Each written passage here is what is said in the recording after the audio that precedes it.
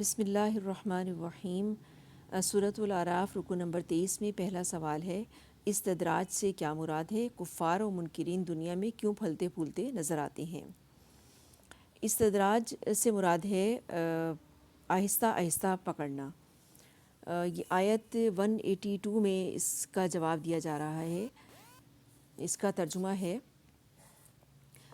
رہے وہ لوگ جنہوں نے ہماری آیات کو جھٹلا دیا ہے تو انہیں ہم بتدریج ایسے طریقے سے تباہی کی طرف لے جائیں گے کہ انہیں خبر تک نہیں ہوگی۔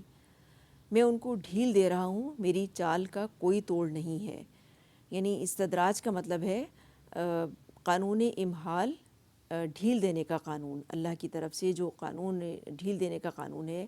کفار و منکرین جو دنیا میں پھلتے پھولتے نظر آتے ہیں، بظاہر وہ بہت خوشحال نظر آ رہے ہوتے ہیں، لیکن یہ اللہ کی طرف سے ان کو ڈھیل ہوتی ہے۔ پھر جب ان کی پکڑ شروع ہوتی ہے اور آہستہ آہستہ جب ان کی پکڑ ہونے لگتی ہے تو ان کو خبر تک نہیں ہوتی، اور ایک دم ان کے اوپر یہ چیز آ جاتی ہے کہ ان کو خبر تک نہیں ہوتی کہ ان کی اس حوالے سے پکڑ ہو گئی ہے۔ اس کے بعد دوسرا سوال ہے، اللہ تعالیٰ نے توحید کی اس بات میں کن چیزوں پر غور و فکر کی دعوت دی ہے؟ توحید کے ثبوت میں اس بات کا مطلب ہے ثبوت، توحید کے ثبوت میں اللہ تعالیٰ نے بندگی رب کی دعوت کے بارے میں بتایا ہے کہ انسان کی ذمہ داری اور جواب دہی کے بارے میں جو کچھ ان آیات میں سمجھایا جا رہا ہے، بتایا جا رہا ہے، اس کی صداقت پر یہ پوری کائنات نظام میں کائنات کا ایک ایک ذرہ جو ہے وہ اللہ تعالیٰ کی مخلوق کا ایک ایک ذرہ جو ہے وہ شہادت دے رہا ہے، گواہی دے رہا ہے اس بارے میں، اللہ کی توحید کا ثبوت پیش کر رہا ہے، تو غور و فکر کی دعوت دے رہا ہے اس میں۔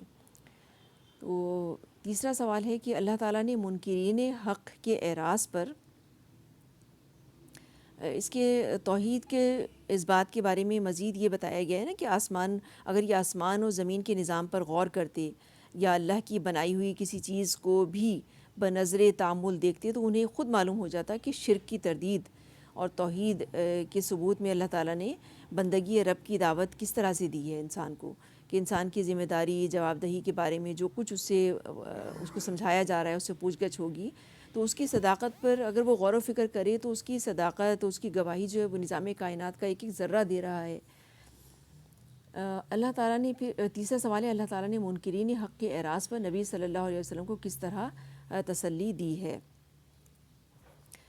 تیسرے سوال کا جواب، یہ لوگ آپ سے جو دریافت کر رہے تھے جب ان کو تنبیہ کی گئی اس حوالے سے آخرت کے انجام سے، کہ پیغمبر کی بات جب یہ لوگ نہیں سمجھ رہے، اور آخر پیغمبر کی اس تنبیہ کے بعد اور کون سی بات ایسی ہو سکتی ہے جس پر یہ ایمان لائیں؟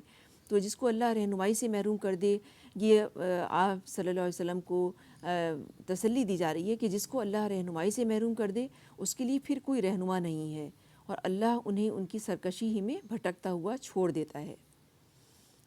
اس کے بعد چوتھا سوال ہے، الساعہ سے کیا مراد ہے؟ اللہ تعالیٰ نے نبی صلی اللہ علیہ وسلم کے عالم الغیب ہونے کی کس طرح تردید کی ہے؟ الساعہ سے مراد قیامت کی گھڑی ہے، اور اس کے بارے میں پیارے نبی صلی اللہ علیہ وسلم نے عالم الغیب ہونے کی اس طرح سے تردید کی ہے۔ یہ آیات کا ترجمہ ہے، یہ لوگ آپ سے پوچھتے ہیں کہ آخر وہ قیامت کی گھڑی کب نازل ہوگی؟ کہو اس کا علم میرے رب ہی کے پاس ہے، اسے اپنے وقت پر ہی وہی ظاہر کرے گا۔ آسمانوں اور زمین میں وہ بڑا سخت وقت ہوگا، وہ تم پر اچانک آ جائے گا۔ یہ لوگ اس کے متعلق تم سے اس طرح پوچھتے ہیں گویا کہ تم اس کی کھوج میں لگے ہوئے ہو۔ کہو اس کا علم تو صرف اللہ کو ہے، مگر اکثر لوگ اس حقیقت سے ناواقف ہیں۔ یعنی قیامت کی گھڑی کا علم بھی صرف سوائے اللہ کے کوئی نہیں جانتا۔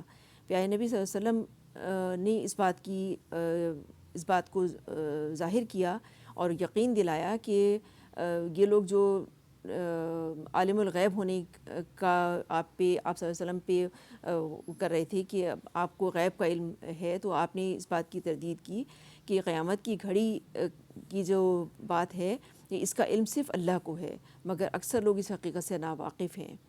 تو اللہ تعالیٰ اس کو سمجھنے کی توفیق عطا فرمائے اور تدبر کی توفیق عطا فرمائے۔ قرآن پاک کو ہم لوگ عمل کے لیے اور اپنے عمل میں ڈھالنے کے لیے پڑھیں، ہدایت لیں، اس سے نصیحت حاصل کریں۔ سبحانک اللہم و بحمدک نشہد ان لا الہ الا انت نستغفرک و نتوب الیک۔ السلام علیکم ورحمۃ اللہ وبرکاتہ۔